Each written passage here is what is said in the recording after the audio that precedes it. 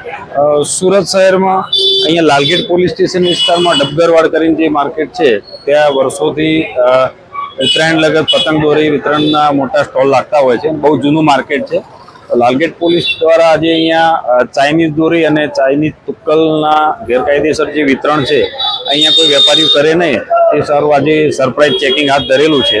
ત્યારે અહીંયા આશરે 40 થી 50 પતંગના સ્ટોલ લાગેલા છે અને આ સૌથી જૂનું માર્કેટ હોવાથી હજુ પણ નવા સ્ટોલ અહીંયા થશે અને કોઈ પણ વેપારી આ પ્રતિબંધિત જે દોરી અને તુક્કલ છે વિતરણ ના કરે તે સારું આજે આ ચેકિંગ હાથ ધરવામાં આવેલું હતું. અત્યારે જે ઉત્તરાયણના 15 થી 100 દિવસ બાકી છે તો એડવાન્સમાં ચેકિંગની કામગીરી એટલા માટે કરવામાં આવી કોઈ તહેવાર પહેલા વિતરણ ના કરી દે અથવા તો આવા પ્રકારના કોઈ ગેરકાયદેસર સ્ટોક કરેલા હોય તો એ શોધી અને કાયદેસરની કાર્યવાહી કરી શકે. બીજું અત્યારથી ચેકિંગ કરવાથી ઉત્તરાયણના નજીકના દિવસોમાં વેપારીઓ આ પ્રકારની પ્રતિબંધિત દોરીનું વિતરણ ના કરે અને જાગૃતિ ફેલાય એ માટેની કામગીરી કરવામાં આવેલી છે.